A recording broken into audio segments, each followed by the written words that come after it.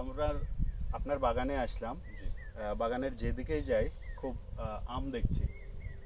এই যে আপনার বাগানে এত আম, এই সফলতার গল্পটা কি একটু বলবেন? মানে কি ব্যবস্থাপনা আপনি নিয়েছিলেন?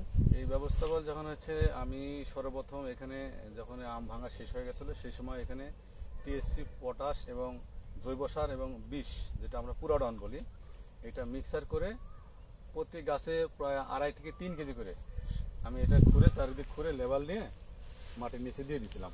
দেওয়ার পরে মুকুল আসার আগেই এই পুরা গাছে একবার হচ্ছে আপনার হলো পুরাডন, যেটা হলো ইমিটা 20 এবং এর সাথে হলো আপনার হলো ওই কার্বন ডাইঅক্সাইড মিক্স করে পুরা গাছ ধলাই করে দিয়েছিলাম।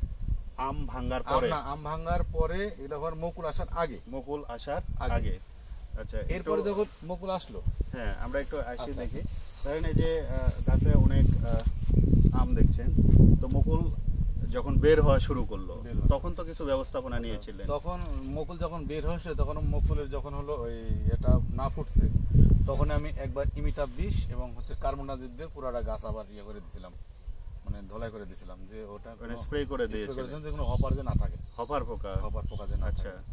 এরপরে যখন হচ্ছে হালকা হালকা যখন ফাটছে, মানে 25% ফাটছে আর হলো 75% ফাটে নাই, মানে ফুল ফোটা শুরু করে, তখন আবার মারছি ম্যানকোসিভ পাউডার 1 মিলি করে আর হচ্ছে ইমিটা 20 1/2 মিলি করে আবার স্প্রে করে। একটা ছত্রাকনাশক আর একটা হচ্ছে কীটনাশক, মানে পোকা দমনের জন্য, আর একটা ছত্রাক রোগ দমনের জন্য।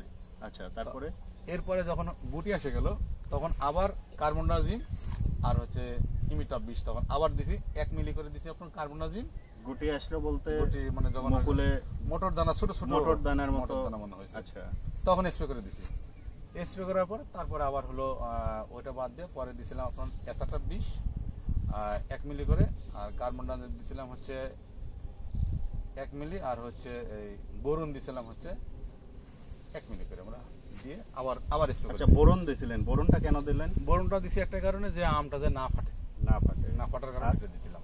আর কোনো কারণ আছে? আর মূলত বোরন আমটা একটু সাইজ ভালো করবে, আমের সাইজ ভালো করবে, কালার ভালো করবে, আমটা ফাটবে না। আচ্ছা, এই যে আম দেখলাম যে কিছুদিন পর পর ঝরে পড়তো, এই ঝরে পড়ার রোদের জন্য শুধু আমরা হলো এই আপনার 55 বীজ দিছিলাম আর হচ্ছে কার্বন ডাইঅক্সাইড দিছিলাম, যেতে আমরা আমার ঝরে না। এই মুহূর্তে আমার একটা বিষয় বলে রাখা ভালো, এই আম সাধারণত ঝরে কখন? আম গাছে যখন আম একটু বড় হয়, তখন যদি গাছে পানির অভাব ঘটলে আম ঝরে পড়ে। এই আমের সেচ দিয়েছিলেন, হয়তো আপনি জানেন না। এই আমের এবং মুকুলের সংযোগ স্থল যেটা আছে, যদি আপনার পানির অভাব ঘটে তাহলে অ্যাবসেশন লেয়ার তৈরি হয়।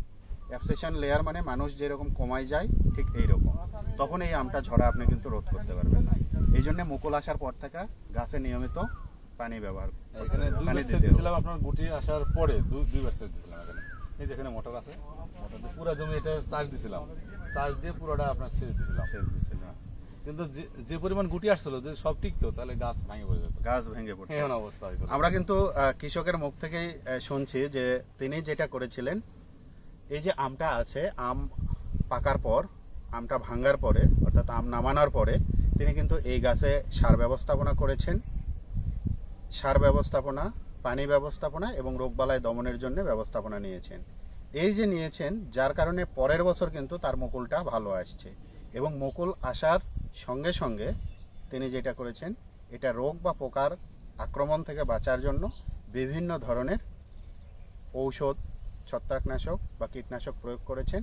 এবং এই আমের ঝরে পড়া রোধ করতে তিনি কিন্তু পানি নিয়মিত বাগানে দিয়েছেন, যার কারণে আজকে দেখছি তার বাগানে কিন্তু প্রচুর আম। আপনারা চাইলে পরামর্শটুকু গ্রহণ করতে পারেন।